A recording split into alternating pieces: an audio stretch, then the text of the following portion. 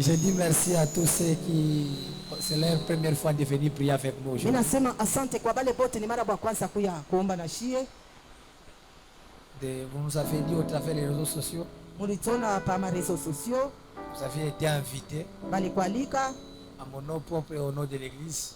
kuchina yangu na kuchina ya kanisa. Nous vous souhaitons la bienvenue. Tunasema kuya njema. Et dans cette grande activité Mwi maandamano mkubwa de prière que nous avions commencé depuis le 17. ya maombi tulianza tangia siku ya 17. Alors on était en train de vouloir immortaliser cette grande activité par ces grands réveillons de prière. Na tulipenda kumaliza hii maandamano munene na makesha munene. Et chez nous, la coutume est que nous organisons des prières mensuelles chaque fin du mois. Na huku kwetu torati yetu tunatengenezaka kila mwisho ya mwezi makesha. Et aujourd'hui, ça n'a pas seulement coïncidé avec la fin du mois, mais ça aussi coïncide avec la fin de l'année. Na leo haiko paka ya kusema mwisho ya mwezi, lakini na mwisho ya mwaka. Ce que je sache, na kile minachua, c'est l'année qui vient de terminer. Ni mwaka inatoka kumalizika. Mais la vie n'a pas encore terminé. Lakini maisha haiyamalizika. Quelqu'un a raté l'occasion de me dire. Mtu mwari pusa kusema amina. C'est l'année qui vient de terminer. Ninasema ni mwaka inamalizika. Mais la saison n'a pas encore changé. Lakini wakati haiyabadilika. Et je suis en train de croire qu'il y a un miracle pour la vie de quelqu'un. Na mimi naamini kusema kukumuchiza juu ya maisha ya mtu. Et la personne n'est rien d'autre que toi. Na ule mtu haiko mtu mwingine ni wewe. Si l'Éternel nous a convoqués à cette grande activité de la parole. Kama wa milele alituita mwenye matengenezo mkubwa ya sauti ya Mungu. Parce qu'il a une pensée de nous faire énormément du bien. Njoo anakuwa na mawazo ya kutufanyia vizuri sana. Aidez-moi encore à dire au voisin, ça va aller. Unisaidie kukwambia kumpembeni yako vitaenda mzuri. Dis-lui, dans quelques minutes tu vas oublier le stress des groupes. Umwambia kusema madakika kidogo utasahau mambo ya group. Mais tu le dis pas très bien. Au biseme mzuri. Dis-lui, dans quelques minutes tu vas oublier le stress des groupes. Umwambia kusema madakika kidogo utasahau ile mausuni ya group. Alléluia. Quelqu'un croit au miracle cette nuit aujourd'hui? Est-ce que mtu mwana minya kumuchiza bushiku bwa leo? Je ne sais pas si la technique me permet de commencer déjà. Mishi cho technique est-ce que niruhusu nipate kwanza? Nous sommes dans le livre de Jean. Tuko mkitabu cha Yohana. Je ne sais pas si avec Papa Félix nous parlons le même langage. Mishi chwe kama pamoja na Papa Félix tunasema pamoja. Donc on peut commencer? Est-ce que tunaweza kwanza? On acclame royalement le Seigneur à cette énergie. Tumchapie mkono Bwana. Jean chapitre 1er. Yohane sura yake ya kwanza. Nous sommes au premier verset jusqu'au 4e verset. Kistari ya kwanza mpaka kistari ya 4. Est-ce qu'on peut tous se tenir debout pour ouvrir la parole? Est-ce que tunaweza kushimama shie bote tu kuweza kuheshimia sauti ya Mungu? Jean chapitre 1er. Yohane sura yake ya kwanza. Du 1er au 4e verset. Kwanza kistari ya kwanza mpaka ya 4. Je vais bien vouloir que l'on puisse lire ensemble. Mimi napenda tusome shie bote pamoja. Et nous allons le lire à haute voix. Kisha tutayasoma nguvu. Est-ce que quelqu'un a trouvé? Est-ce que mmoja anapata? Oh mon Dieu, est-ce que quelqu'un a vu ce que je vois? Est-ce que mtu anaona vile niko naona? Jean chapitre 1er. Yohane sura ya kwanza. Du 1er verset au 4e verset. Kwanza kistari ya kwanza mpaka mstari ya 4. 1, 2, 3, nous lisons. Shie bote tunasoma pamoja. Au commencement était la parole, et la parole était avec Dieu. Et la parole était Dieu. Et elle a été au commencement avec Dieu. Toutes choses ont été faites par elle. Et rien de ce qui a été fait n'a été fait sans elle. Elle a été la vie et la vérité et la lumière des hommes. Parole du Seigneur. Avant que l'on se rassoie, nous sommes dans le livre de Genèse. Genèse chapitre 1. Mwanzo sura ya kwanza. Du premier verset. Kwanza kistari ya kwanza. Au 3e verset. Nous lisons la parole. Est-ce que quelqu'un voit le livre de Genèse? Est-ce que mtu mmoja anaona kitabu cha Mwanzo? Nous lisons encore 1, 2, 3. Au commencement, Dieu créa le ciel et la terre. La terre était informe et vide. Il y avait des ténèbres à la surface de l'abîme. Et l'Esprit de Dieu se mouvait au-dessus des eaux. Toi, Dieu dit que la lumière soit, et la lumière fut. Parole du Seigneur, on se rassoit en acclamant royalement pour la parole. Je disais d'acclamer royalement.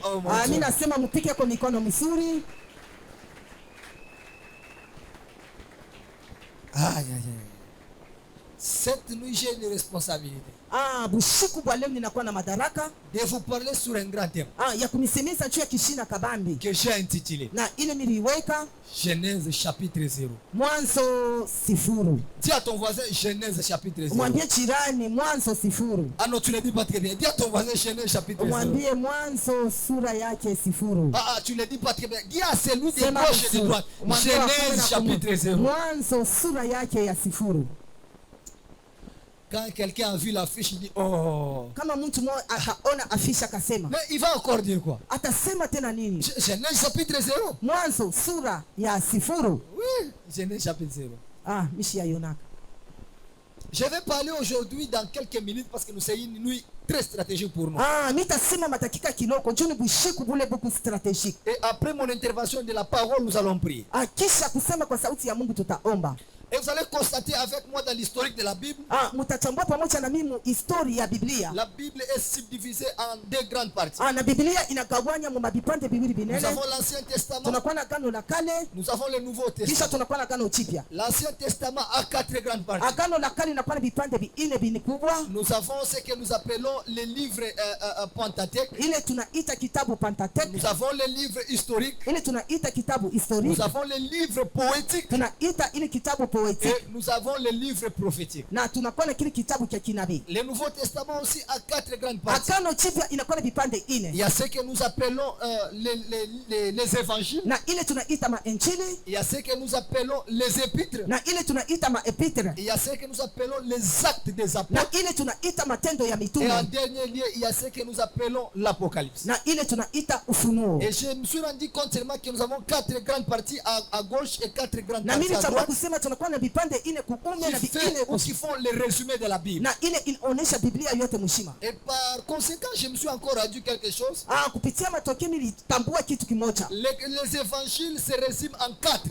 Injili inachoonyesha mu vipande 4. Nous avons l'évangile selon Matthieu. Tunakuwa na injili ya Mathayo. Nous avons l'évangile selon Luc. Tunakuwa na injili ya Luka. Nous avons l'évangile selon Marc. Tunakuwa na injili ya Marko. Et nous avons l'évangile selon Jean. Na tunakuwa na injili ya Yohana. L'évangile selon Matthieu, selon Marc et selon Luc. Injili ya Mathayo, Marko na Luka. On les appelle les évangiles synoptiques. Banaita ile mainjili iko nasema pamoja. Pourquoi les évangiles synoptiques? Juu ya nini kunasema pamoja? Parce que ça explique les mêmes histoires. Juu iko naonesha bintu bimoya Il y a bimoya. des histoires que Matthieu relate que vous pouvez aussi trouver en Luc. Utaona vile bintu Mathayo anasema Il y a mnavikuta kwa des Luka. choses que Luc relate que vous pouvez trouver en Marc. Munaona vile Luka anasema mnavikuta kwa Alors, ces Marko. 3 évangiles, Na ima injili 3. on les appelle les évangiles synoptiques. Na manaita mainjili ya kufanana. Parce que ça a des traits de ressemblance. Njoo iko na bintu vya kufanana. Mais ce qui est bizarre et étonnant, Na kile cha kushangaa na kingine, l'évangile selon Jean, injili ya Yohana lui, il a une particularité un peu personnelle. nyo inakuwa na upekee. Les histoires que Jean est en train de relater, Vile bintu Yohana kunasema, vous ne les trouverez pas dans aucun des évangiles. amutaikuta ma injili Il ingine. y a d'autres évangiles Kuna kwa ma injili ingine. qui peuvent parler de d'autres histoires. Inaweza kusemeza vitu Mais vingine. l'évangile selon Jean Lakini injili ya Yohana ne parle pas des mêmes histoires. haiseme vitu vimoya. L'évangile selon Jean Injili ya Yohana a ses histoires appropriées. inakuwa na bintu byayo yo peke. Entre autres, Ngambo ingine la transformation de l'eau en vin, kubadilisha mai kuya mvinyo. la conversion de Nicodème, Kubadilika kwa Nikodemo. l'histoire de la femme samaritaine. Mambo ya huyu mwanamke Msamaria Vous ne trouverez pas dans d'autres évangiles. amwezi kubikuta ma injili Et c'est ingine. là que l'évangile de Jean, Njo pale ile ma injili ya Yohana. on l'appelle l'évangile des évangiles. Manaita injili ya ma On injili. l'appelle l'évangile des évangiles. Manaita injili ya ma injili. Pourquoi l'évangile des évangiles? Shia nini injili ya ma injili? Parce que lui, il a des histoires qu'à lui-même. Njo iko na mamambo yayo peke. Et maintenant, l'évangile selon Jean, Sasa injili ya Yohana c'est parmi les évangiles ni katikati ya ma injili de la Bible ya Biblia. qui porte le nom de l'auteur.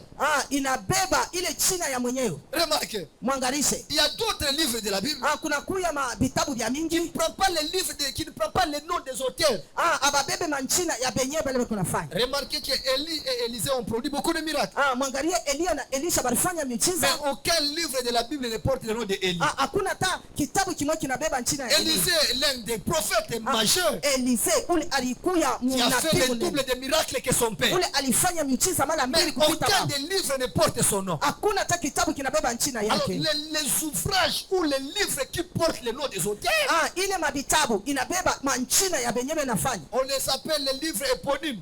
Banaita mabitabu eponyme. Pourquoi? Parce que ça prend seulement le nom de l'auteur ou de celui qui l'a écrit. Nchia nini inabeba paka ya mwenyewe wala ule aliandika. Et maintenant ce qui est en train de m'intéresser ici. Lakini kile kinaniinteresse hapa. Pourquoi les livres des gens? Juu ya nini kitabu cha Yohana? Il commence avec une déclaration grave. Anaanza na matangazo ile ya nguvu sana. Et qu'on ne peut pas comprendre. Ile hatuwezi kuelewa. Et donc je suis en train de comprendre quelque chose de bizarre. Elewa kitu kingine. Si l'on va commencer à étudier l'évangile des gens, na kama tunaanza kujifunza hiki kitabu, vous avez comme impression que lui ne comprend pas les choses comme les autres. mtachangua kusema ashelewe vitu za wengine. Ma main droite est levée. Mkono wangu wa kume na nyosha. Je prie pour 700 personnes qui m'écoutent. Ninaomba 700 personnes kuanzia hapa sasa. C'est la particularité dans ce que tu fais au nom de Jésus. Upekee kwa vile uko nafanya mchina tu es dans les commerces que Dieu te donne la particularité. Tu es dans les ministères que tu es l'option particulière. On parlera de beaucoup de prophètes que lui il est compliqué. Lui il n'est pas comme les autres. Je me donne amen que cette parole de l'écriture soit attachée à ta vie. Vous avez l'impression que l'évangile des gens, lui ne comprend pas les choses selon le temps. Lui quand il commence à présenter cet homme de Jésus, il lui présente déjà depuis l'éternité.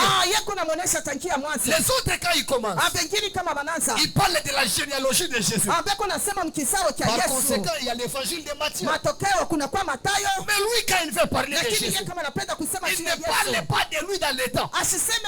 Il lui parle de Jésus de l'éternité. Au commencement, je pensais que c'était le ciel. Au commencement, je pensais que c'était la terre. Les gens ne m'expliquent pas ça. Au commencement, Jean dit que ce n'était pas le ciel. Au commencement, Jean dit que ce n'était pas la terre. Au commencement, Jean dit que ce n'était pas les mots de Jean. Jean, tu donnes des choses un peu compliquées. Nous, on n'arrive pas à comprendre ça. Comment toi tu peux commencer avec de telles déclarations, Jean? Lui, quand il veut expliquer la parole, il n'explique pas comme les autres. C'est là que je reviens à dire ça. Les socles ou les dénominateurs communs de tous les ministères, c'est le fondement de la parole. Il n'y a pas de ministère sans la parole. Il y a un prophète. C'est tout le monde prophétise. Ce qui différencie un prophète de ministère et un prophète de don, c'est le niveau de la parole. La connaissance que le prophète du ministère a, le prophète de don n'a pas. Le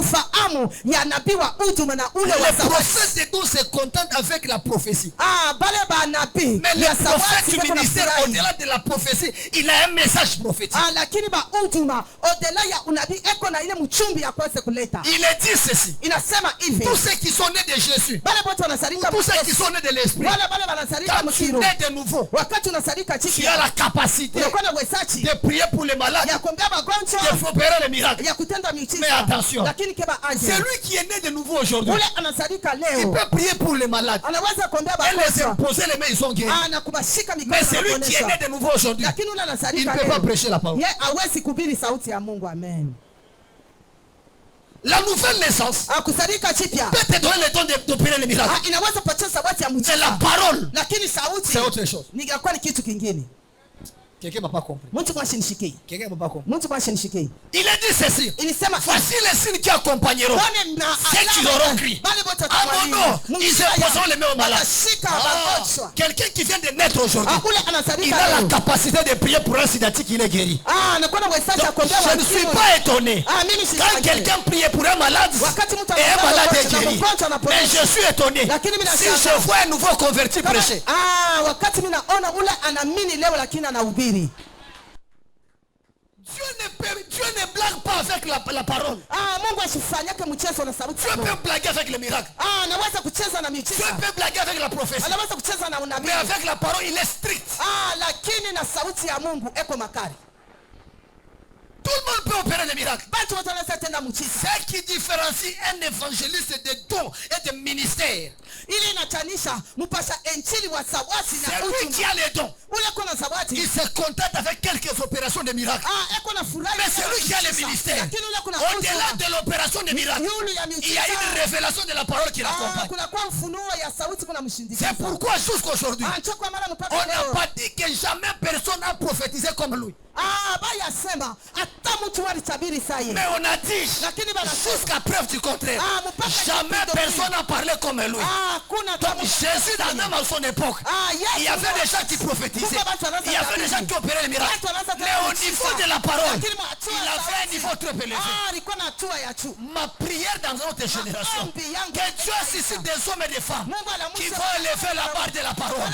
Ma prière aujourd'hui, que Dieu suscite des hommes et des femmes qui vont mettre le niveau de la parole trop haut.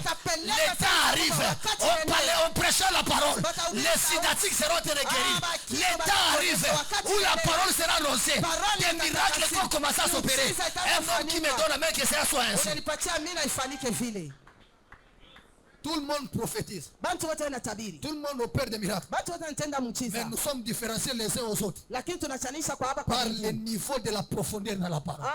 Kupitia hatua ya uketo ya sauti ya Mungu. Au commencement, Mwanzo ce n'était pas le ciel. haikuwa mbingu.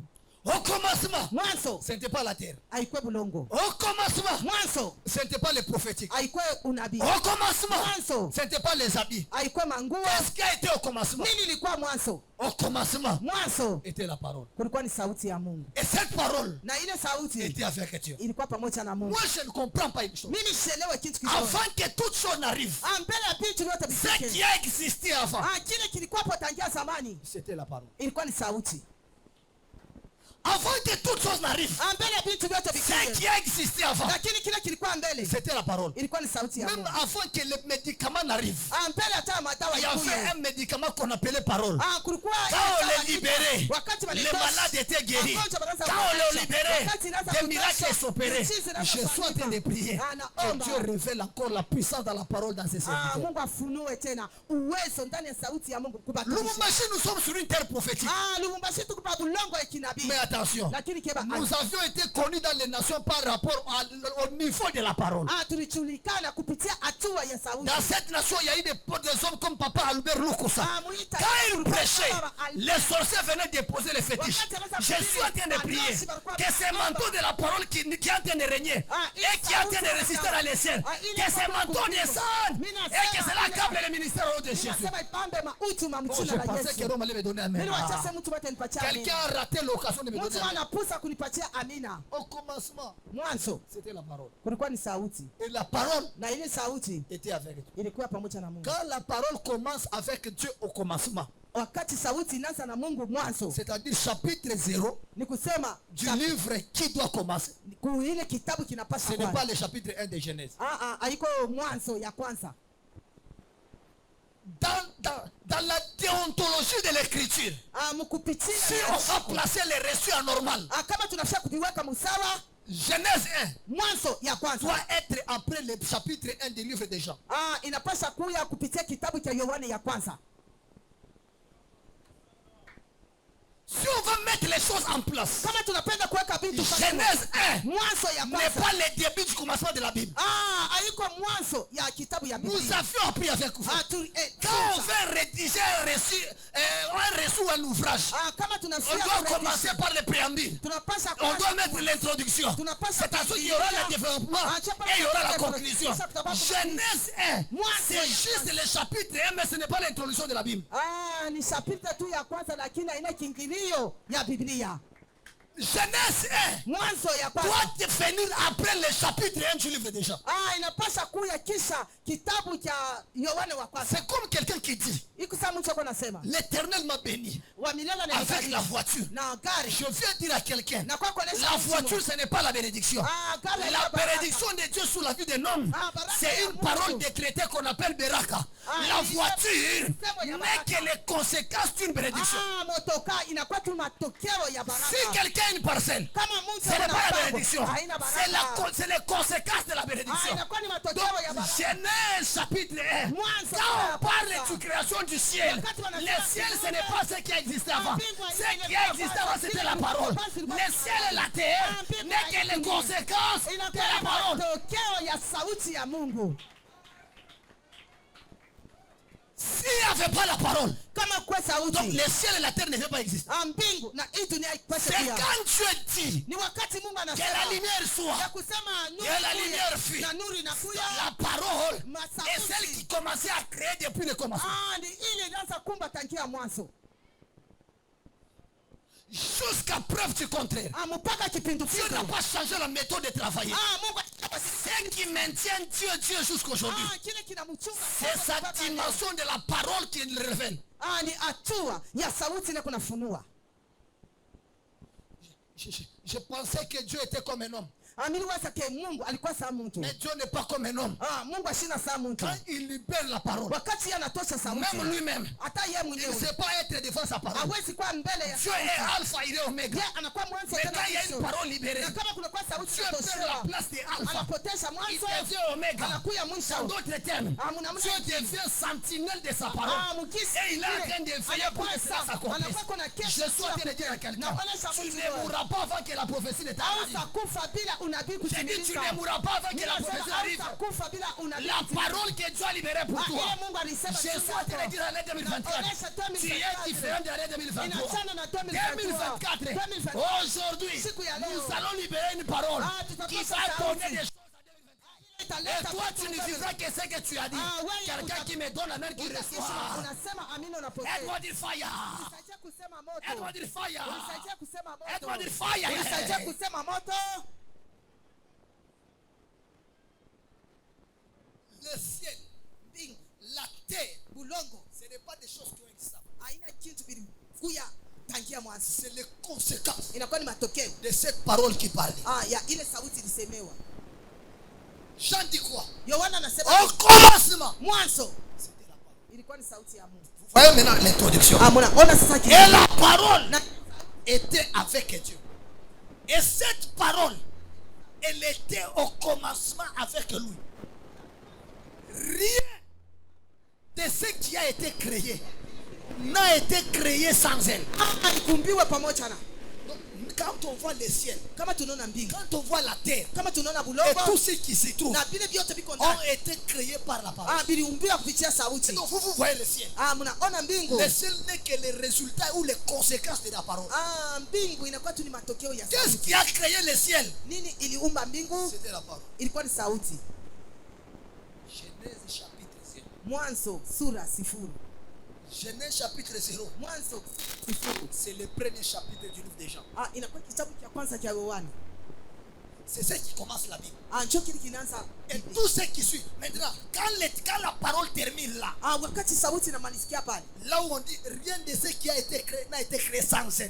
Pale panasema hakuna kitu kiliumbia bila yeye. C'est là que maintenant on peut dire. Ndio pale tunaweza Au kusema commencement, mwanzo Dieu créa le ciel et la terre. Mungu Et la akaumba terre mbingu na était dunia. informe et fait. Na Il y dunia avait ilikuwa les wa. ténèbres à la surface de la Bible. Kulikuwa Et tu l'esprit giza. de Dieu se mouvait Na au-dessus de roho son. ya Mungu ilikuwa Quand inatembea est-ce que juu. l'esprit commence à mouvoir? Wakati kan ile roho ilianza kutembea. C'est quand il y avait une parole qui a été annoncée. Ni wakati sauti moja ilisemewa. Aujourd'hui, Leo la plupart des vies sont bloquées. maisha La plupart des destinées sont bloquées. maisha ya kesho inafungiwa. Qu'est-ce qui explique ça? Nini naonesha? C'est parce qu'il y avait une parole qui a été lancée. Kulikuwa sauti moja ilisemewa. Une arme contre la parole. Sila kupitia sauti. Ce n'est pas la prière. Haiko maombi. Une arme contre la parole, c'est la parole. Lakini sila kupitia sauti mpaka sauti. Une arme contre la parole, c'est la parole. Sila kupitia sauti. S'il y a quelqu'un qui avait dit kulikuwa mtu les 5 alisema premiers mois, les 5 premiers jours du mois de janvier, masiku 5 ya mwezi tu ya seras kwanza. victime de l'accident. Wewe utapata Et tu vas msiba mourir. na wewe Je utakufa. suis venu dire à quelqu'un, Lakini kwako leo j'annonce sauti. une parole sur toi. Mimi natangaza La mort ne sauti. connaît pas ton adresse. Rufu haijua Je ndani dis tu yako. ne mourras pas en Mimi nasema janvier. wewe utakufa Tu ne mwezi mourras wa pas en kwanza. février. Hautakufa Tu mwezi ne wa mourras pili. pas en mars. Hautakufa mwezi Tu wa ne tano. mourras pas en mars, Hautakufa mwezi wa avril. Je condamne des paroles négatives Amina, hukumu qui ont ile été yote libérées sur ta msema. vie. Ile baritosa Qui kwa me maisha donnent, yako. amen, qui reçoivent. Acha amina unapotea. Quand on veut ensorceler la vie de quelqu'un, Wakati wanafia kuloka maisha ya mtu. on libère la parole. Banaweka mtu. Et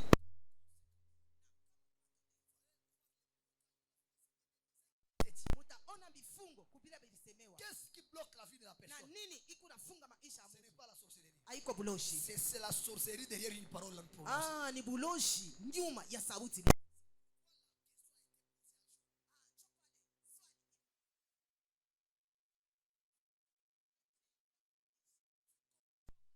Unaisha kusemeza kwa Depuis que tu existes, tangia wewe uko na ishi. as-tu montré à l'aurore sa place? Ushakusema ororo fashi yako. Nous sommes dans une veillée de la traversée.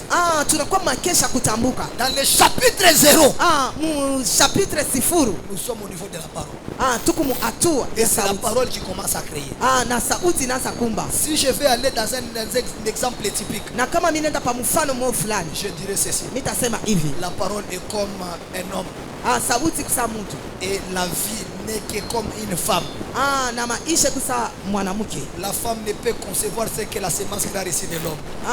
Mwanamke anaweza kuwa na mimba ni mpaka na ile mbegu alipata kwa Il y a des mwanamke. langages qui disent, Kuna kwa misemo inasema on ne sait jamais atujue ce que le lendemain peut enfanter. kesho yake ile inaweza kuzaa. Le lendemain peut enfanter quoi si on ne l'a pas engrossé? Kesho inaweza kuzala nini kama ikupate L'année mimba? va bientôt commencer. Mwaka inafia Nous aimerions engrosser l'année 2024. tunafia kupatia mimba mwaka Nous aimerions lui dire ce qu'il doit nous donner. tunapasha kuonyesha nini anapasha Ce qui kupatia. doit arriver et ce qui ne doit pas arriver. Kile kinaweza kufika na kile kiweze C'est kufika. aujourd'hui que l'on veut décider. Ni leo cho tunafia kubeba C'est mipango. aujourd'hui qu'on veut donner la marche à suivre par rapport à l'année Ni leo 2024. tunapenda kupeleka mwenyezo C'est ya aujourd'hui ou rien. ni leo au kitu kingine. Nous sommes au niveau de la parole. Tuko mu hatua ya sauti ya Et Mungu. remarquez, Na mwangalishe tous ces dons que Dieu a appelés, vyote vile tous ces dons ou tous ceux-là que Dieu a appelés, pale pote Mungu ako na ita. il a marché avec eux au niveau de la parole. Alitembea nabo kupitia hatua ya sauti Il ya Mungu. appelle Moïse. Anaita Musa. Quand il appelle Moïse, Wakati anaita Musa dans une maison de fétichistes, munyumba ya mcha. je suis dans la maison de Pharaon. Eko munyumba Quand Farao. il appelle Moïse, Wakati anaita il lui Musa pose la question, anamuuliza swali. qu'est-ce que tu as à la main? Kuna mkono nini? J'ai les bâtons. Mimi nakuwa na Donc, muti. vous comprenez que Elewa kusema. Moïse a été un berger. Musa alikuwa Tous les mchungaji. bergers en Israël Bachungaji avaient les Musa. bâtons. Balikuwa na Et muti. tu as dit, ok, Na Mungu anasema comme les bâtons viennent de toi, vile muti je iko vais yako. diviniser ces bâtons. Mimi Ça ne sera plus un bâton normal, itakuwa ça muti. sera un bâton divinisé. Lakini itakuwa muti Dieu ya a kubadilisha. divinisé les bâtons. Mungu Quand akaifanya il est ufungo. jeté par terre, Wakati les anaitupa bâtons chini. avaient la capacité Ile muti ilikuwa na de se transformer en uwezaji serpent. ya kuweza C'est kubadilika vrai que pia. tu as les dons, Ni vya c'est kweli kuna vrai que tu as la zawadi. grâce, Ni vya kweli kuna mais une neema. grâce qui n'est pas divinisée Lakini ile ne peut pas zawadi produire les haikuwa Mungu. miracles. Haiwezi kuleta Un chant qui muujiza. n'est pas divinisé Ile ne Mungu peut pas hawezi transformer les gens. haiwezi Une kubadilisha prédication watu. qui n'est pas divinisée ne mahubiri peut pas ya transformer la Mungu. vie. Haiwezi kubadilisha Aujourd'hui, maisha. j'ai pris Leo au-delà de ta naomba. connaissance, Yule ya ufahamu. au-delà de tes expériences, Yule ya au-delà kusoma. de ce que tu sais faire, Yule ya que tena Dieu kufa. divinise les dons, Mungu que apate Dieu kubadilisha. divinise la grâce, Mungu apate que Dieu kubadilisha. divinise les talents, Mungu qui abadilishe me donne même que cela soit ainsi. Nipatia amina ifanyike Je dis qu'il vile. me donne même que cela soit Nipatia ainsi. amina ifanyike J'ai vile. pris pour la vie de quelqu'un. Naomba À badilisha dater mtu. de maintenant, Kuanzia pa sasa. que Dieu divinise ta vie. Mungu Au abadilishe nom maisha de- yako mchina la Yesu. C'était un bâton normal, Ilikuwa mcha usawa. mais Dieu a divinisé les bâtons. Lakini Mungu akaibadilisha. Quand Dieu divinise les bâtons, Wakati Mungu les akaibadilisha. bâtons ont la capacité de se transformer. Mchi inakuwa na Les uwezaji wa bâtons ont la kubadilika. capacité de changer. Inakuwa na uwezaji wa kubadilika. C'était le bâton de Moïse. Ilikuwa ni mchi ya Musa. Ce n'est pas venu de Dieu. Haikutokea kwa C'est Mungu. Moïse qui l'avait. Ni Musa alikuwa nayo. Son bâton à lui. Alikuwa na mchi Quand yake. il le frappe, Wakati anaipika il a la capacité de se inakuwa na transformer. uwezaji ya kubadilika. Attention, remarquez. Mwangalishe. Mon Dieu a marché avec Moïse. Mungu alitembea na Musa. Après qu'il marche avec Moïse, Kisha kutembea na Musa, Moïse devait mourir. Musa alipasha Il kufa. doit être succédé par Josué. Kulipasha Je kumfuatia n'ai pas Yoshua. vu où Dieu a dit. Mimi sikushikia pale Mungu alisema. Comme Moïse est mort, Vile Musa anakufa. Josué prend son bâton. Yoshua beba mchi. Quand Moïse meurt, Wakati Musa et anakufa. Moïse, Na Musa. et son bâton, Na mchi et yake. tous disparaissent. Na vyote Mais banapotea. après la mort de Moïse, Kisha kufa kwa qu'est-ce Musa. que Dieu donne à Mungu Josué? anampatia nini Yoshua? Dieu dit à Josué, Mungu anamuonesha Yoshua. avec Moïse, Na Musa. c'était les bâtons. Ilikuwa Mais avec toi, na wewe. qui est ce livre de la loi, hii Ne kitabu s'éloigne cha pas de sheria ta bouche. isitoke Que ce mkinywa livre de la yako. loi Hii ne kitabu cha s'éloigne pas de sheria ta bouche. isitoke Médite-les haupate jour et kuifikiri. nuit. Buyua na C'est kushika. alors Njoo que pale. tu réussiras Utaweza. dans toutes tes entreprises. Mubyako Donc vyote. si Moïse Kama Musa c'était les bâtons, ilikuwa ni mais muchi, Josué lakini c'est la Yoshua parole. inakuwa ni sauti. Si Moïse c'est les bâtons, Kama Musa ni muchi, si Aaron c'est les bâtons, kama Aaron ni muchi, mais Josué, lakini lui Yoshua ne connaît pas ces choses. Yesu jua vile vitu. Lui c'est la parole. Yeye inakuwa ni sauti ya Là où Mungu. tes aînés ont échoué, Pale avec bakutanga la parole tu réussiras. na parole wewe Là où ton utaweza. père a échoué, Pale babako avec alishinda la parole tu na réussiras. sauti wewe Là où ta utaweza. famille a échoué, Pale chama avec alishinda la parole tu na réussiras. sauti wewe Je utaweza. prophétise Ninatabiri sur 400 personnes dans la 400 salle. personnes À dans la partir salle. d'aujourd'hui, Kuanzia pa que la sasa. parole commence à créer des choses. Sauti anze Que la kumba. parole commence à créer des choses. Sauti anze kumba Qui me vitu. donne amen que cela soit ainsi. Unanipatia amina Qui ifanyike me hivi. donne amen que cela soit ainsi. Unanipatia amina Qui ifanyike me hivi. donne amen que cela soit ainsi. Unanipatia amina ifanyike Au hivi. nom de Muchina la après la mort de Moïse, kisha lufu lwa Musa avec Josué, na Yoshua c'est la parole. ilikuwa ni sauti. Dieu commence la mission avec Josué. Mungu akaanza kazi na Yoshua. Josué commençait à travailler. Yoshua akaanza Il kutumika. a travaillé. Akatumika. Mais attention, Keba anje. quand Josué fait partir, Wakati Yoshua anafia Dieu kwenda. dit, Mungu anasema, comme la loi a existé avec Moïse, vile sheria ilikuwa pamoja na Musa, mais la grâce avec vous, lakini neema on pamoja na ne wewe. citera pas d'un bâton divinisé. Abatasema mu ile muchi ya umungu. Parce que les bâtons Tu muchi peuvent te rendre bloqué, inaweza kukufunga, peuvent te limiter inaweza dans kukushimamisha certaines choses. ya mubitu vingine. Ce qui ne peut pas être limité, Ile haiwezi kushimamisha, c'est la parole. inakuwa ni sauti. Alors Jésus est venu. Yesu anakuya. Lui, il a dit, Dieu l'a donné tous les ministères. Mungu akampatia mautu Lui, il a la yote. capacité de tout faire. Anakuwa na uwezo wa kufanya Il est yote. l'omniscient, l'omniprésent. Yeye anajua vya jana na vya leo. Mais je n'ai pas vu un jour Jésus Lakini mshaona Yesu travailler avec un bâton. kutumika na muchi. Je n'ai pas vu un jour Jésus Mshaona Yesu travailler avec une bouteille d'huile d'olive. kutumika pamoja na mafuta. Mais Jésus, quand il vient, Wakati lui, Yesu il travaille anakuja, avec tout. yeye anatumika na Quand il yote. impose les mains aux malades, Wakati anashika les magonjwa, malades sont guéris. magonjwa Quand on les wanaponyeshwa. touche, Ukawa on unamgusa, est guéri. unaponesha Ses yeux mecho ont la yake. capacité de voir là où les humains ne peuvent pas voir. Kuna uwezaji akona Mais pale mtu ashaweza Jésus ku- lakini Il n'a Yesu pas fait de cela le socle ou le fondement de son ministère. sikufanya kama tu msingi La ya Bible uchuma. dit, Biblia inasema jamais quelqu'un hakuna hata n'a mtu parlé comme lui. alisema saa Comme il yeye savait vile que la alijua puissance ya kusema n'était uwezo pas dans un bâton. haikuwa La mumuchi, puissance uwezo n'était pas dans la tunique. haikuwa munguo, La puissance uwezo n'était pas dans un mouchoir. haikuwa La musha, puissance uwezo n'était pas dans un accoutrement. haikuwa Jésus, mumusheva. lui, quand il est venu, Yesu kama il a dit alikuya non, anasema je dois hapana, changer des choses. mimi napasha On badilisha. l'a pris. On Balimubeba l'a amené à la croix. akampeleka À la kumsalaba croix, kule ces mains kumsalaba. ne pouvaient pas prier pour les malades. Kupasha À la kule croix, kumsalaba. ces jambes ne pouvaient pas se déplacer. Mikulu À yapasha la kutembea croix, ses yeux kumsalaba. ne pouvaient pas voir. Macho yapasha Mais à la kuona. croix, Lakini tout kumsalaba. était bloqué de lui. Vyote vilifungiwa Mais une chini. chose n'était pas bloquée. Lakini hakuna La kitu parole sauti n'était pas bloquée. haikufungiwa. La parole n'était pas Sauti bloquée. haikufungiwa. La parole n'était pas Sauti bloquée. haikufungiwa. Quand il a commencé à parler, Wakati anaanza le kusema ciel est s'ouvert. mbingu Je prie pour la vie de quelqu'un. Anaomba pa maisha Au-delà yake. de la prophétie, Yulu ya unabii. au-delà du charisme, Yulu ya au-delà charisme. de l'intercession, Yulu ya au-delà de la composition de cantiques, Yulu ya que Dieu te donne la grâce Mungu de apatie la neema parole au nom de Jésus. ya sauti mchina la Yesu. 2024, 2024. les personnes qui réussiront sont les personnes qui mettront la parole en pratique. Bale bataweza ni bale Les batabeba personnes qui vont sauti. marcher avec l'insigne de Bale l'éternel. batatembea na Mungu Les personnes qui anasema. vont marcher avec l'insigne écrit Bale éternel. batatembea Mungu anasema. 2024. 2024. C'est l'année de la parole. Inakuwa ni mwaka ya sauti ya Mungu. Nous allons prendre ce qui était au commencement, Tutabeba vile vilikuwa mwanzo les remettre dans notre vie. na tunaviweka maisha yetu. La création Mwanzo n'est que le résultat de ce qui a été qui a existé. inakuya tu matokeo ya vile vilikuyaka Qu'est-ce hapo. qui existait avant la création? Nini ilikuyaka hapo mbele ya matokeo? La parole. Ni sauti ya Mungu. La parole. Sauti ya Mungu. La parole. Sauti ya Mungu. Elle a la capacité de créer.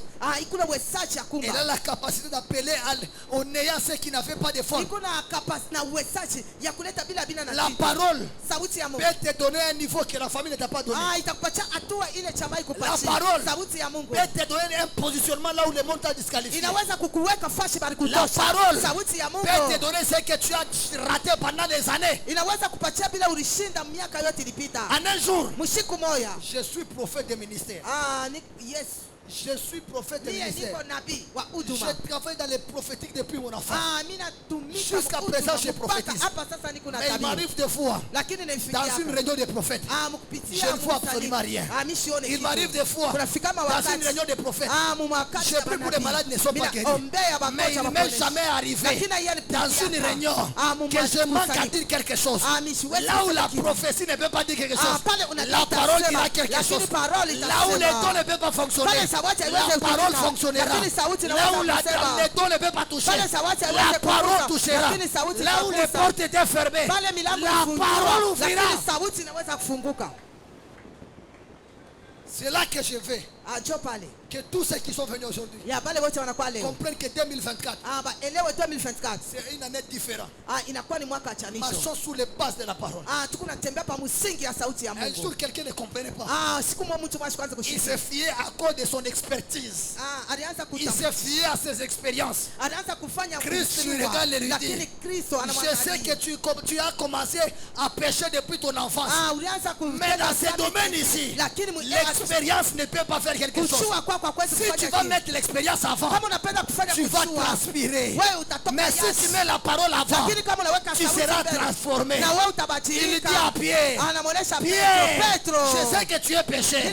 Tu es l'expert en pécherie. Mais maintenant là, ton expérience ne peut pas. Je parle. Elle se donne. Viens. Écoute Pierre. Sur ta parole, je marcherai. Si Pierre a marché sur les eaux, ce n'est pas sur les eaux qu'il a marché. Il a marché sur la parole de celui qui a créé les eaux. Pierre n'a jamais marché sur les eaux. Il a marché sur la parole. Oh, je suis étonné. Quelqu'un pensait que Pierre a marché sur les eaux. Pierre n'a jamais marché sur les eaux. Pierre a marché sur la parole. Et comme conséquence, là où les humains ne peuvent pas, la parole peut arriver. Là où tes expériences ne peuvent pas, la parole arrivera. Je suis en train de dire à quelqu'un, tu es peut-être orphelin, tu es peut-être orpheline, la vie est bloquée, tout est flou devant de toi. Mais laisse-moi te dire, c'est lui dont je te parle. Il ne change pas. Il est le père des orphelins. Il est le mari des veuves. Il est la parole. Et ce que j'aime avec la parole, c'est comme de l'eau. L'eau n'a pas de couleur. L'eau n'a pas d'odeur. Quand vous lui présentez un récipient, lui va prendre la forme du récipient que vous lui avez présenté. Quand la parole se présente devant un malade, automatiquement il change. Il n'est plus une parole qui produit des miracles, mais qui devient un produit pharmaceutique pour guérir un malade. Quand la parole est au devant des malades, automatiquement ça change de forme. Ça se métamorphose. Pourquoi? Ça doit prendre la forme de la situation qu'on lui a imposée. Si la parole est devant une stérile, automatiquement il devient la fécondité. Quand la parole est devant un chômeur, automatiquement il devient un travail avec un salaire méritoire. Quel est le problème que tu as? Présente-le devant la parole. Et tu diras, n'est-ce pas il est écrit? N'est-ce pas il est écrit? N'est-ce pas il est écrit? Église, écoutez-moi. Le temps est venu avant que l'on parle de la création.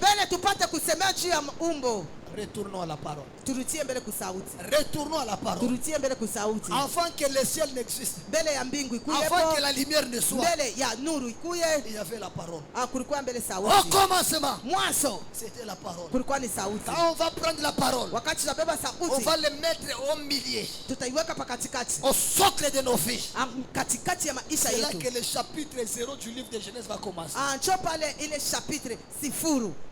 Et quand le chapitre 0 du livre qui commence. Na wakati chapitre C'est-à-dire sifuri au inaanza, début là, ni kusema mwanzo. c'est la parole qui commence à mettre tout en exergue. Ni kusema sauti inaanza kuweka Tu as vitu beaucoup vyote. échoué Wewe unashinda parce sana. que tu l'as fait avec tes expériences. Acha ulifanya na kujua Tu as beaucoup kwako. échoué Ulishinda parce que tu as sana. fait avec beaucoup de tes efforts. Acha ulifanya Le temps est arrivé. wakati inakuya, Mets-lui devant. amweke yeye kumbele. Donne-lui le premier niveau. Umpatie hatua ya kwanza. Et tu verras ce qu'il fera avec Na toi. utaona kila Si atafanya na vous wewe. voulez que Jésus Kama mnapenda puisse Yesu opérer des miracles aujourd'hui, afanye muujiza siku ya leo, hey, Église, kanisa mettons-les en place. tumweke Avec Moïse, pamoja na Musa, c'était les bateaux. ilikuwa ni mchi. Avec Josué, Pamoja na Yoshua c'était les livres. ilikuwa ni kitabu, Mais avec nous, lakini pamoja na c'est Shia Genèse et Apocalypse. inakuwa ni mwanzo na Quand l'on ufunuo. marchera sur cette parole-là, Wakati tutatembea yulu ya les ile miracles misitu, seront ramassés. miujiza itakuwa ya Et la kulokota vie ne sera plus stérile. na maisha itakuwa utasa. Quel est le problème que vous avez? Mambo kani muko nayo, Mettons Dieu au centre. atumweke Mungu pa Que katikati, la parole soit votre vie quotidienne. sauti ikwe katikati ya maisha Le yetu. Seigneur m'a dit, Na Mungu aliniambia c'est le dernier jour de l'année. inakuwa ni siku ya mwisho ya Parle à mwaka. mon peuple. Ambia taifa, L'année va bientôt commencer. mwaka inafia kwanza. Que la parole soit au centre. Sauti ya Mungu ikwe pa Que katikati. la parole soit au centre. Sauti ya Mungu ikwe Que pa la katikati. parole soit au centre. Sauti ya Mungu ikwe pa Que katikati. la parole soit au centre. Sauti ya Mungu ikwe pa Que la katikati. parole soit au centre. Sauti ya Mungu ikwe pa katikati.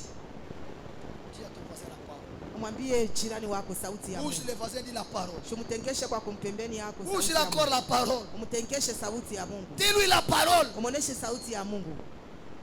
Vous voulez que l'on puisse aller trop loin Mnapenda twende mbali. et faire des grandes campagnes d'évangélisation. Anakufanya kampanya Et que l'on gagne les gens. na tupate kupokea bantu. Prêchons la parole. Tubiri sauti ya Mungu. Il arrive des fois où les miracles ne s'opèrent pas. Kunafikia mawakati miujiza Il arrive des ifike. fois où la prophétie ne s'opère pas. Kuko mawakati unabii Il haifanyike. arrive des fois où les miracles, où les dons ne fonctionnent pas. Kuko mawakati masabati haitendaji. Mais la parole Lakini sauti ya Mungu restera jusqu'à l'enlèvement. itabakia mpaka siku ya La kunyanyuliwa. parole, Sauti ya c'est Mungu la marche des chrétiens. inakuya ni kitembeleo cha Wakristo. Remarquez aujourd'hui, Mwangalie siku ya de leo. plus en plus, Mara le mingi diable est en train de déplacer la parole dans les églises. shetani haiko na tosha ile sauti Les makanisa. téléphones, Hii masimu ce n'est pas la parole. haiko sauti ya Mungu. C'est-à-dire que quand on appelle, Njoo pale banaita la Bible doit s'arrêter Bible, et laisser la place à l'appel. mwache mwito. Ce livre, Hii kitabu c'est le livre le plus lu de la planète Terre. inakuwa ni kile Et kitabu qui cache beaucoup de mystères. kile kinafunga masiri ya mingi, Ce qui est bizarre, na kile kinakuwa même dans la franc-maçonnerie, hata mu mabuloshi ils utilisent la Bible. na boba natumikia mabiblia, Même dans des maïkaris, hata mu uchawi ils utilisent la Bible. na boba natumikia Mais mabiblia. les chrétiens ne savent pas l'importance de ces livres. Lakini bakristo abajue ile importance ya Laissez-moi vous dire la vérité. niache niambie Le ukweli, temps arrive. wakati inanea, Tu es en train de mourir parce que tu ne sais pas. huku nakufa njoo ujue, Tu es malade parce que tu ne sais pas. huku mgonjwa njoo La ujue. Bible est en train de dire. Biblia kunaniambia Dans l'Exode 23-27. mu Exode Vous 23 servirez l'Éternel votre Dieu. ya kusema mtatumikia Mungu, Il bénira vos pains et vos eaux. atabariki mai Il éloignera la maladie du milieu de na toi. atatosha magonjwa Quand katikati je yenu. suis en danger, Wakati nakuwa n'est-ce mwatari, pas, il est dit en psaume 91. inasema msaburi Mais il tombera à tes côtés. asema mia Et itanguka 10 000 à ta kulia droite. na 10,000 Et toi, kuku, tu ne seras pas à terre. lakini we Vous hautabanga. voulez que vous puissiez voir des miracles. Mnapenda kuona muujiza, Mettez la parole au centre. muweke sauti ya Mungu pa katikati, Mettez la parole au centre. mweke sauti ya Mungu pa katikati. Beaucoup de chrétiens, Bakristo baamini ils ont pris la parole. bakabeba sauti ya Ils Mungu l'ont mis dehors. bakaiweka C'est nje. pourquoi nous mourrons avant. Ancho pale tukuna kufa C'est mbele ya pourquoi il n'y a wakati. plus de miracles au milieu de Chapa nous. hakuna tena miujiza katikati yetu. Il y a un homme de la Bible. Kuko mtu mwa Non, mbiblia, ce n'est pas de la Bible. haikuwa mbiblia. Un homme qui a existé après les apôtres. Ule aliishi kisha ba Il mitume, a ramassé seulement les reçus là où on a déjà écrit. ye alilokota paka resile baranchika. C'est le livre de Jean 3,16. Ile kitabu Il a cha Yohana 5. converti des milliers de personnes. Alibadilisha bantu na mia. Les gens aujourd'hui Bantu ba mingi leo. font le résumé, Wao kuna fama font les résultats qui donnent la parole. ya ile matokeo ya sauti ya Mungu, Mais ils ne veulent pas la parole. lakini abapendake sauti ya Mungu. Genèse chapitre 0. Mwanzo sura yake ya Au sifuri. commencement, Mwanzo c'était la parole. ilikuwa ni sauti ya Et la Mungu, parole na sauti ya Mungu était avec Dieu. ilikuwa pamoja na Mungu. Sans elle, Bila yeye il n'y a rien qui peut exister. hakuna kitu kinaweza kuishi. Si vous voyez les ciels, Kama mnaona mbingu, c'est le résultat de la parole. inakuwa ni matokeo ya Si vous sauti. voyez la terre, Kama mnaona c'est le dunia, résultat de la inakuwa parole. ni matokeo ya Même sauti. la lumière, Hata nuru c'est le résultat de la inakuwa ni parole. matokeo ya C'est là sauti ya que Mungu. j'aime maintenant Genèse 1. Ndio pale mimi napenda Et sana Mwanzo. l'esprit de l'éternel. Na roho ya wa milele s'élevait au-dessus ilikuwa des eaux. inatembea yulu ya Il mai. y a une différence entre la présence de Dieu et la mouvance de l'esprit. Kuna kwa achanisho ya uwapo ya ya Mungu Quand na il y a mufasi la ya présence de Dieu, wakati kuna kwa uwapo ya Mungu, Dieu est là. Mungu ako Mais pale. Dieu n'a pas la capacité d'appeler en existence ce qui existe. Ana na uwezaji ya kuita bila vitu Mais amina. quand il commence à mouvoir, Na wakati c'est anaanza cette puissance kutembea, créatrice ile uwezo qui a la capacité inakuwa na de uwezaji retirer les gens tunayants. ya kutosha watu Et le kule faire asseoir na avec les kuweza grands. kufekarisha na En makubwa. 2024, je ne prie pas seulement que la présence de Dieu avec Ameshiomba toi. tu uwapo iko na Je prie wewe. aussi la mouvance de Dieu avec toi. Ninaomba mufasa ya Mungu pamoja na Quelqu'un a wewe. compris? Mtu En basi 2024, il n'y 2024 aura pas seulement la présence, hakutakuwa tu uwapo, mais il y aura aussi la mouvance. lakini kutakuwa Quand il na commence à mouvoir, wakati il y a les miracles qui s'opèrent. Quand il commence à mouvoir, il y a des témoignages. Quand il commence à mouvoir, il y a des choses terribles qui s'opèrent. Il y a des surnaturels. Ma main est levée. Je prie pour 50 personnes. À dater d'aujourd'hui, sous ta vie et ton ministère, que le Saint-Esprit commence à mouvoir. Que le Saint-Esprit commence à mouvoir. Que le Saint-Esprit commence à mouvoir. Que le Saint-Esprit commence à mouvoir. Qui me donne la main que cela soit ainsi. Qui me donne la main que cela soit ainsi. Les 10 premières personnes qui me donnent la main que cela soit ainsi. Bantu 10 watanipatia Quand le Saint-Esprit wakati Roho commence à mouvoir sur la vie anaanza stérile, kutembea maisha on utasa. l'appelle maman Mapassa. Anamuita mama wa Quand le wawili. Saint-Esprit Wakati Roho se mouve Mtakatifu sur la vie anatembea yule d'un chômeur, ya ule wa il a le soka, travail. anakuwa na kazi. En 2024, 2024 que le Saint-Esprit Roho Mtakatifu commence à mouvoir. anze kutembea. Quand le Saint-Esprit commence à mouvoir sur la vie d'un homme, Wakati Roho Mtakatifu anatembea pa maisha ya mtu, il ne force plus les choses. ashtakazisha bintu Dans le ministère, muhuduma dans la vie, mu maisha, les choses avancent progressivement et normalement. bintu vyote viko naendelea kwa usawa. Vous voulez voir Dieu avec vous? Mnapenda kuona Mungu, Mettez Dieu au centre. mumweke Mungu pa Vous katikati. voulez voir Dieu, le miracle? Mnapenda kuona miujiza, Mettons Dieu au centre. tumweke pa katikati. Que ce livre de la loi Hiki kitabu cha sheria ne s'éloigne pas de ta bouche. kishitoke mkinwa chako. Mais dites-les Josué, Ukifikiri Yoshua jour et nuit. bushiku na Si tu mchana, vas te confier au bâton de Moïse, kama wewe unapenda kujikonfie kumuchi ya Musa, tu seras déçu. wewe utapatishwa Parce hai. qu'un jour, Tushiku moya quelqu'un sera malade aux États-Unis. mtu mmoja atakuwa mgonjwa kwa Etazini. Le bâton ne saura pas arriver. Mucha isitafika Là où le bâton ne saura pas arriver, la parole arrivera. pale mucha isitafika, lakini sauti itafika. C'est que j'aime avec la parole. Kila mnapendaka na La sauti. parole court plus vite que la personne de Jésus. Sauti ya Mungu inakimbiaka mbio kupitia huyu mtu wa C'est Yesu. pourquoi même Jésus lui-même Ndio kwa maana hata Yesu dit, yeye je ne saurais pas rester avec vous. ya kusema sitaweza Il kubakia na est moyo. avantageux pour vous que je m'en aille. Inapendeza mimi nipate Mais je vous kwenda. enverrai le Lakini consolateur. mimi nitamitumia Lui, quand il mfariji. vient, Yeye wakati il anafika fera plus que moi. atafanya kupitia C'est au travers la parole. ni kupitia sauti. Là où Jésus peut arriver en retard, Pale Yesu anaweza kufika la nyuma. parole n'arrive jamais en retard. Mais sauti ya Mungu C'est haifika ainsi nyuma. qu'on téléphone. Ndio pale kwa Nous masimu. prions pour les gens en Europe. Tunaombeaka Les gens sont guéris. Watu Des wanaponyeshwa. miracles s'opèrent. Miujiza Nous inatendeka. prions les gens en Australie. Tunaombea watu Les gens sont guéris. Watu Les wanaponyeshwa. miracles s'opèrent. Miujiza kuna C'est que j'ai fanyika. compris. Na kila mimi La naelewa. parole de Jésus Sauti ya Yesu court plus vite que la personne inakimbiaka de Jésus. mbio kupitia mtu C'est là wa que Yesu. les centeniers a dit, Acha pale sauti si ya seulement un mot, sema tu et sauti mon moja. serviteur sera Na sauvé. mtumishi wangu Si seulement atatusiwa. un mot, Sema tu sauti il moja. sera guéri. Na mtumishi wangu ataponeshwa. Parce que si tu vas prendre le risque de commencer à quitter ta maison Ya kwanza jusqu'à kutoka aller chez moi kwenda et kwangu les guérir, na kumponesha, perte de temps,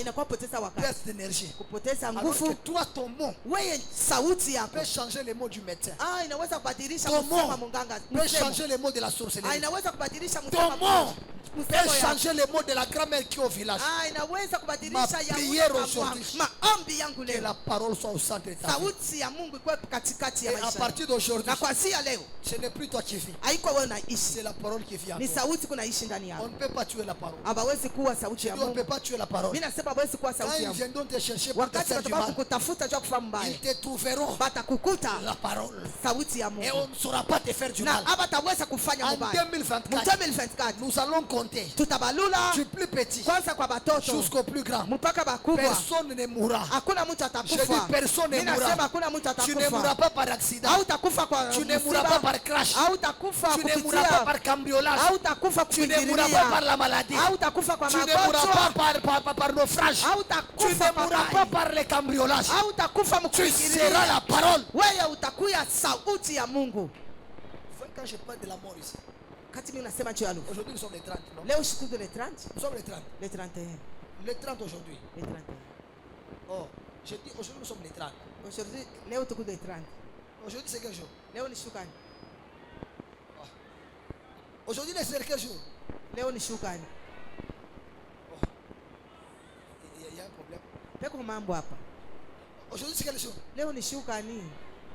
Le 30 ou le 31? Le 30, le 31. Le 30 ou le 31? Le 30, le 31. Le 31. Le 31. Vous voyez le 31 aujourd'hui?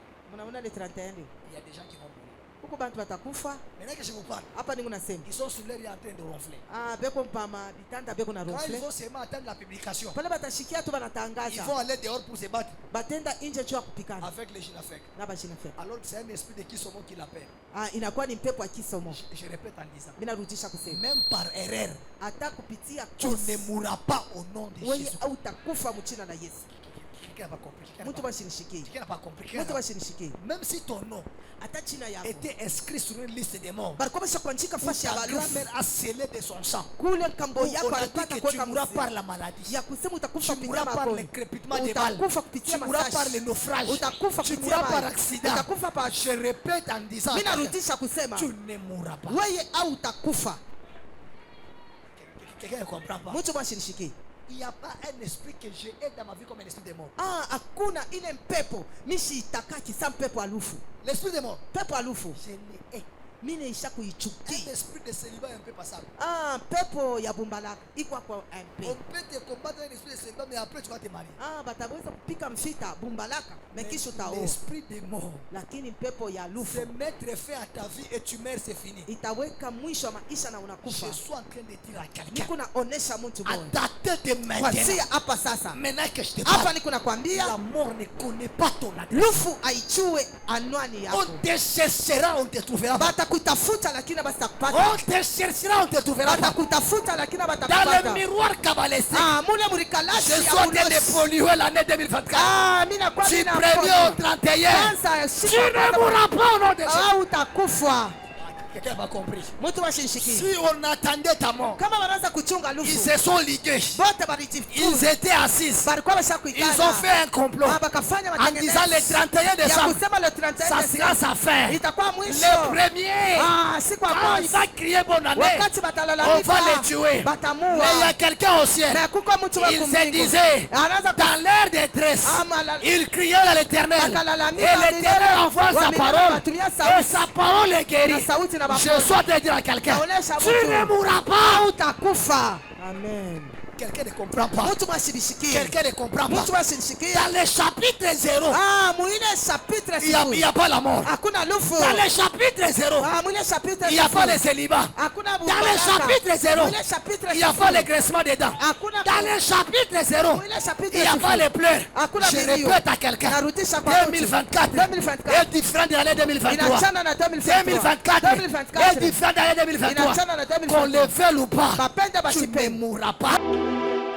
Quand tu es en détresse, Wakati unakuwa mhuzuni tu cries à l'éternel. nalalamika kwa milele. Je pense que l'éternel peut envoyer un prophète. Ah, mimi washasa atatuma Je pense que l'éternel peut envoyer un Mimi voyant. washasa wanaweza kutuma Mais quand mtu. tu cries à l'éternel, Wakati unalalamika kwa milele l'éternel wa milele envoie la parole. anatuma sauti. Remarquez, Mwangalishe, je suis en train de chuter. miko naenda kumaliza. Au chapitre 1 du livre de Genèse, Ah, msura yake ya kwanza. dis avec moi Kitabu 1. Sema cha kwanza. Dis avec moi 1. Sema cha kwanza. La terre était informe. Dis avec moi 2. Sema cha pili. La terre était vide. Dis avec moi 3. Sema tatu. Il y avait les ténèbres à la surface de la Ah, terre. palikuwa ya nkisa. Il y avait combien de problèmes? Kulikuwa mambo ngapi? Il y avait combien de problèmes? Kulikuwa mambo ngapi? Ah, quelqu'un n'a pas compris. Mtu mwashinishiki. Dis avec moi 1.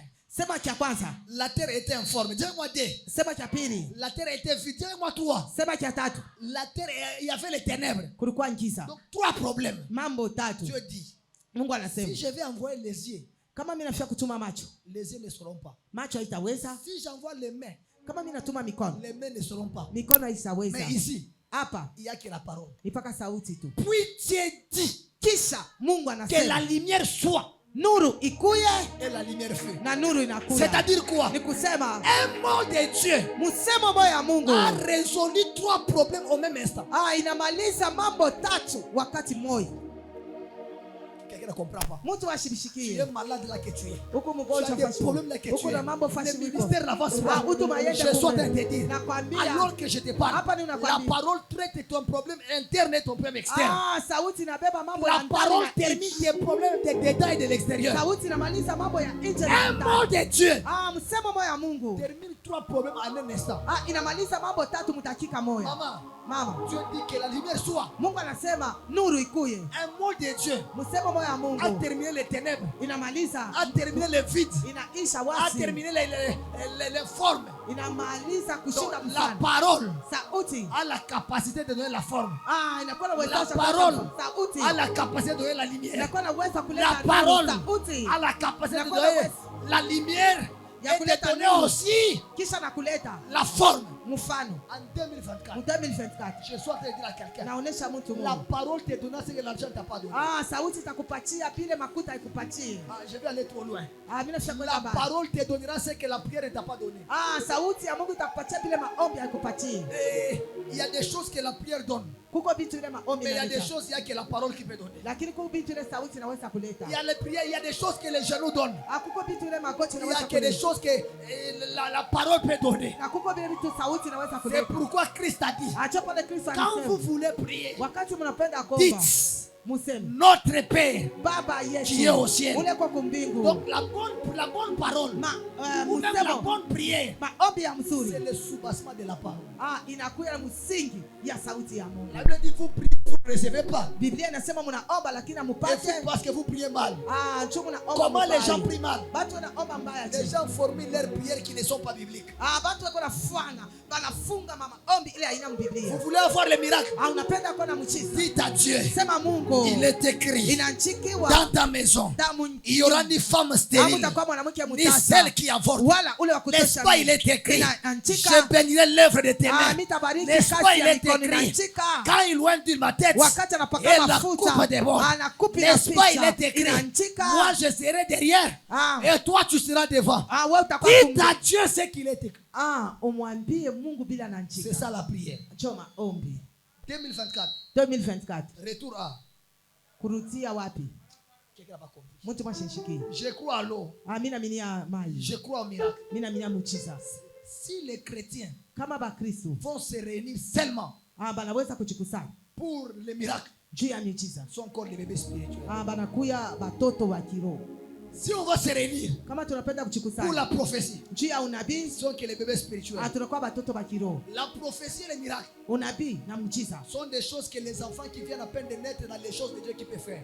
ni pale banazalika Mungu banaweza kufanya, Mais la parole, lakini sauti ya Mungu c'est pour les hommes matures. ni ya bantu bakubwa, C'est pour les hommes matures. ni bantu bakwenye Un kukomaa. enfant peut naître aujourd'hui Mtoto anaweza kuzalika et leo imposer les mains aux malades, ils sont guéris. na kushika Mais quand vous lui donnez le micro, wakia tunampatia il ne kibuyu, saura pas prêcher. asitaweza kubiri, Ils ne sauront pas annoncer les miracles. asitaweza kutangaza. La parole, Sauti ya c'est le Mungu domaine de Dieu. inakuya ni mambo La ya Mungu. parole, Parole c'est un domaine privé de Dieu.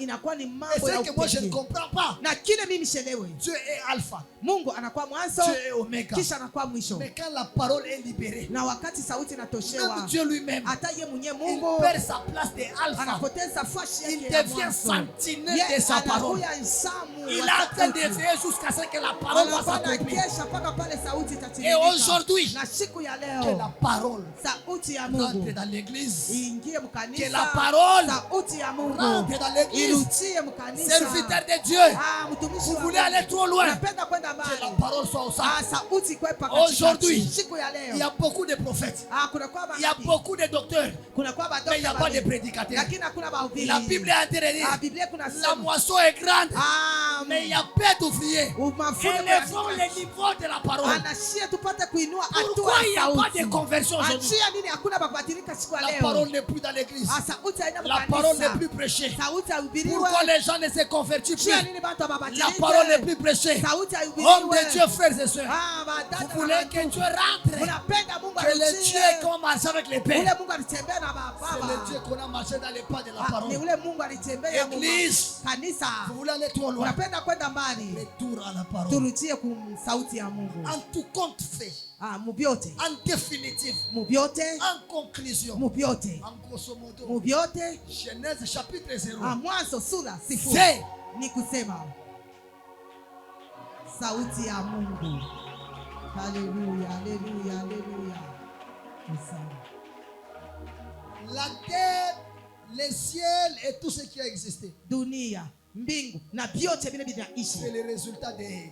inakuwa ni matokeo ya Au commencement, mwanzo. c'était pas les ciels. Haikuwa Au mbingu, commencement, mwanzo c'était la parole. ilikuwa ni sauti ya Et la Mungu. parole était Na avec qui? sauti ilikuwa na nani? Était avec Dieu. Ilikuwa pamoja na Si Mungu. c'est moi Kama ni mimi, qui dois rédiger la Bible, ule anapasha kurejeshia Biblia.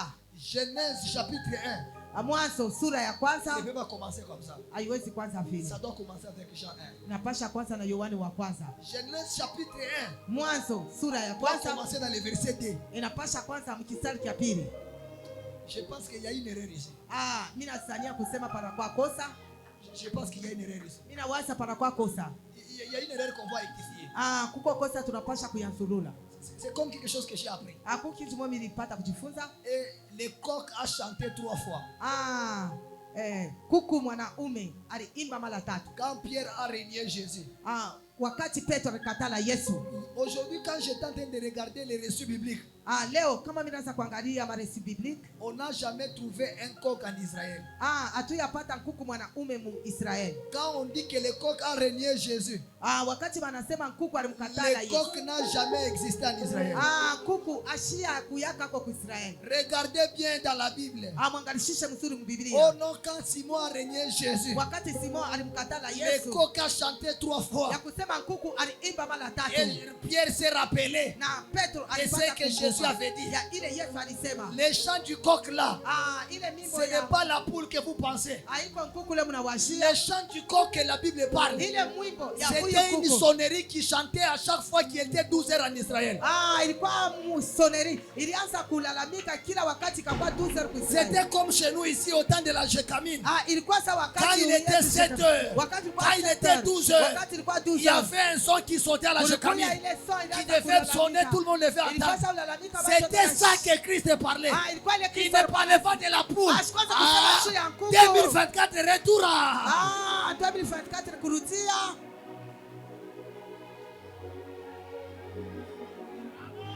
C'est pourquoi Kwa maana mon peuple est péri taifa yangu iko nakufa par manque de connaissance. kushinda ufahamu. Une délivrance contre le peuple, ufungulivu kupitia taifa, pour que le peuple soit délivré. taifa ipate kufunguliwa. C'est là qu'il est dit, Chopo vous linasemewa, connaîtrez la vérité mtatambua, et la mtajua ukweli vérité na ukweli vous affranchira. itakufungula. Une vérité que tu Na connais ile ukweli unajua t'affranchit. na itakufungula. Genèse, Mwanzo ce n'est pas le premier récit de la Bible.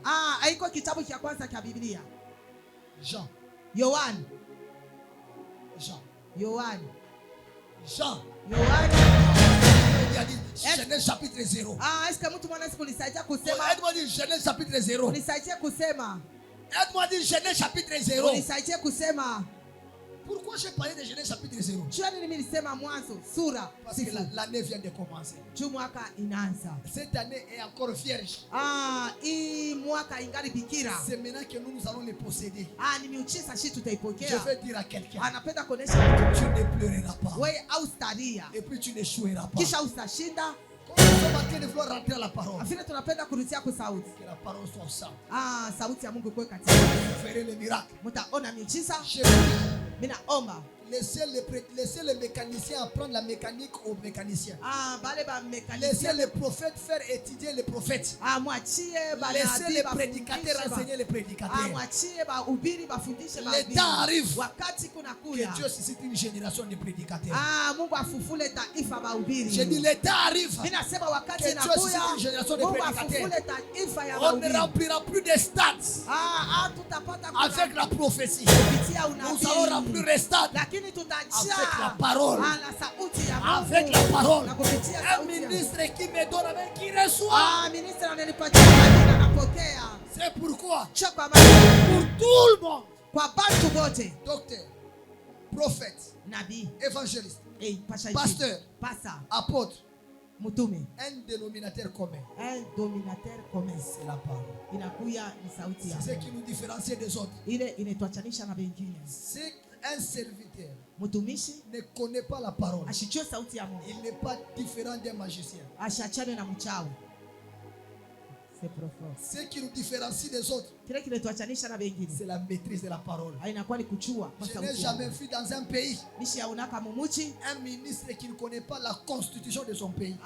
Ministre ashijue constitution ya muchi. Notre constitution, Constitution yetu c'est la parole. inakuwa ni parole ya Mungu. Le ministère de Moïse, Huduma ya Musa c'est différent de celui de Josué. inachana na ya Yoshua. Moïse, Musa c'est les bâtons. ilikuwa ni muchi, Mais Josué, lakini c'est la Yoshua parole. inakuwa ni sauti ya Mungu. Moïse, Musa c'est la loi. inakuwa ni sheria, Mais Josué, lakini Yoshua c'est la grâce. inakuwa ni neema. Vous voulez que l'on puisse aller trop loin Unapenda kwenda mbali et que l'on soit intouchable? au ukuwe wa shoku kusiwi, Utilise tumikia la parole. sauti ya Mungu. C'est pourquoi nous, Jo, kwa maana shi nous sommes tuiko la Bible Biblia ouverte. ya wazi, Ici, huku la parole. ni mpaka sauti ya Mungu. Ici, c'est quoi? Huku ni nini? Même un petit enfant là, il peut prêcher. Hata katoto kidogo kanaweza kuhubiri. Croyons à la parole. Jushi tunaminia sauti ya Mungu. Je suis à la fin de ma prédication. Niko mwisho wa mahubiri yangu. Après une parole comme celle-ci, Kisha sauti sa hivi, tu es serviteur, uko mtumishi, tu es servant de Dieu. uko kichakazi. Fais un examen de conscience. Fanya sasa dhamiri yako. L'année a commencé Mwaka inaanza jusqu'aujourd'hui. mpaka siku ya leo. Comment tu as marché avec Dieu? Ulitembea na Mungu je? Bientôt, Mashiku nous kidogo allons traverser. tutatambuka, Nous allons commencer l'année. tutaanza mwaka. Une nouvelle an qui commence avec nous ici. Mwaka ya sasa inaanza. Je veux que quelqu'un recadre les choses. Mimi napenda mtu angalishe hivi. Après une parole comme celle-ci, Kisha sauti sa hivi, tu ne peux pas rester indifférent. aweze kuwapakia wa. Après une parole comme celle-ci, Kisha sauti sa tu hivi, dois prendre la décision. unapasha beba mipango. Ainsi m'a parlé le Seigneur Mungu aliniambia hivi, de prier pour tous les ministres ya kuombea ba ministre bote, et tous les servants de Dieu. babichakazi, Appelés au ministère. bale banaitwa Ils kutuma, ont marché avec Dieu. bale balitembea na Mais Mungu, ils ont senti depuis le temps. lakini balishikia Ils ont mawakazi, été bloqués. balifungiwa fashi fulani. Ils ont aimé les fruits. Bali Ils ont aimé les fruits. balipenda matunda, Mais ils n'ont pas aimé l'arbre. lakini abakupende Ils muchi. aiment les miracles. Banapenda muchiza, Mais l'arbre qui est la parole, ils aiment. lakini muchi leko sauti, lakini abaipende. Et aujourd'hui, Lakini siku ya leo, après avoir écouté la parole, kisha kushikia sauti ya Mungu, ils veulent mettre leur vie au normal. banapenda kuweka sama isha kwa Tu vas usawa. seulement élever ta main là. Nyosha tu mkono yako wa Je vais kume. prier pour toi. Mimi napenda kukuombea, Aide-moi seulement à te tenir debout. au nisaidie kutu kushimama Je vais yulu. prier pour toi. Mimi napenda kukuombea, Tiens-toi seulement debout. shimama kutu yulu, Après avoir écouté une telle parole, kisha kushikia sauti ya hivi. à partir d'aujourd'hui, Kuanzia siku ya leo, je prends la décision mimi nabeba de refaire ma marche ya kufanya mwenendo yangu, et de marcher comme exactement la parole me demande. na kutembea kupitia vile sauti Et inasema. moi là, je serai esclave de la parole. Na mie nitakuwa mtumwa sauti ya Là où Mungu. la parole dit oui, Pale sauti inasema je dirai ndio, oui. na mimi nitasema Là où la ndio. parole dit non, Pale sauti inasema je hapana, dirai non. na mimi nitasema hapana. Si tu es là, Kama uko pale, n'hésite pas. hapana kushida. L'année va bientôt commencer. Mwaka inafia kwanza, N'entrez pas dans cette année hapana kuingia mwili mwaka avec les erreurs de l'année passée. na makosa ya mwaka. Prends la décision. Beba mipango. Tu étais là. L'année 2023, 2023 tu ne payais jamais la dîme. akwanza kupeleka Tu ne chekumi, marchais pas selon la parole. akwanza kupitia sauti ya Tu Mungu. étais contre la parole. Ulikuwa nje ya sauti Et ya Mungu. aujourd'hui, Lakini siku ya leo, après avoir écouté cette kisha parole, kushikia sauti ya ça Bwana, perce ton cœur. inapamba Et roho tu prends la yako décision na unabeba de mipango marcher selon la ya parole. kutembea kupitia sauti ya Mungu. Tiens-toi debout. Shimamia yulu, Tiens-toi debout. shimama yulu, Tiens-toi debout. shimama yulu, Tiens-toi debout. shimama yulu. Prends la décision. Unabeba mpango. Voilà. Mimi hapa, Je vais marcher mimi tatembea selon la parole. kupitia sauti ya Selon Mungu, la parole. kupitia sauti ya Mungu, Selon la parole. kupitia sauti ya Mungu. L'année vient de commencer. Mwaka ikunaanza, L'année a beaucoup de réalités. iko na maufama ya Que Dieu kuachana. m'aide. Mungu anisaidie, Que Dieu m'aide Mungu anisaidie à marcher selon la parole. ya kutembea kupitia sauti ya À Mungu, marcher selon la ya parole. kutembea kupitia sauti ya Mungu, À marcher selon la parole. ya kutembea kupitia sauti ya À Mungu, marcher selon la ya parole. kutembea kupitia Tu sauti es ya debout, Mungu. tu fermes les yeux. Au unasimama na unafunga Tu es macho, debout, tu fermes la parole. Les yeux. simama na unafunga macho, Élève tes mains légèrement. nyosha tu mikono yako.